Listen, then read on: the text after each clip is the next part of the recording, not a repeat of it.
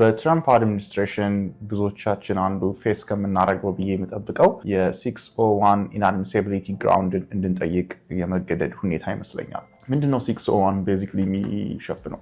601 ለሶስት ግራውንዶች ልንጠይቅ እንችላለን። የመጀመሪያው ክሪሚናል ኮንቪክሽን ካለን፣ ሁለተኛው ኢሚግሬሽን ቫዮሌሽን ካለን፣ ሶስተኛው ኢንአድሚሲቢሊቲ ግራውንድ የሚሆነው ሚስሪፕሬዘንቴሽን ኦር ፍራውድ ነው። እስቲ በጥቂቱ ልዘርዝ። የመጀመሪያው ሚስዲሚነር ኦር ፌለኒ ኮንቪክሽኖች ካሉን ለኢሚግሬሽን ቤኔፊቶች ወይም አሜሪካ ውስጥ ለመቆየትም ሆነ ወደ አሜሪካ ለመምጣት እና የተለያዩ የኢሚግሬሽን ቤኔፊቶችን ለማግኘት ብቁ አንሆንም። ሁለተኛው ሚስሪፕሬዘንቴሽን ኦር ፍራውድ ነው።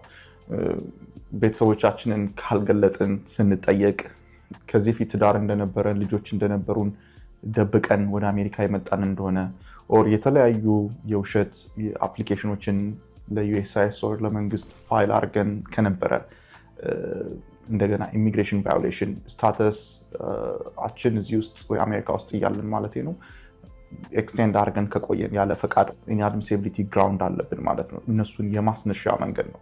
601 የፎርም ስም ነው። ነገር ግን ዩኤስሲአይኤስ ይሄን የ601 ዌቨር ፎርምን ተቀብሎን ዲስክሬሽነሪ ዲሲሽኑን ለመወሰን ብዙ ተጨማሪ ዶክመንቶችን ይፈልጋል። ቤዚክሊ ምንድነው ፕሩቭ የምናደርግ? የመጀመሪያው ለአሜሪካ ዜጋ ኦር ለግሪን ካርድ ሆልደር አሜሪካ ውስጥ ላለ ሰው ኤክስትሪም ሃርድሺፕ ይገጥመዋል። በጣም ከፍተኛ የሆነ መከራና ስቃይ ይገጥመዋል እኛ ወደ አሜሪካ ባንመጣ ወይም አሜሪካ ውስጥ እንድንቆይ ካልተፈቀደልን የሚለውን ግራውንድ ፕሩቭ ማድረግ ይጠበቅብናል።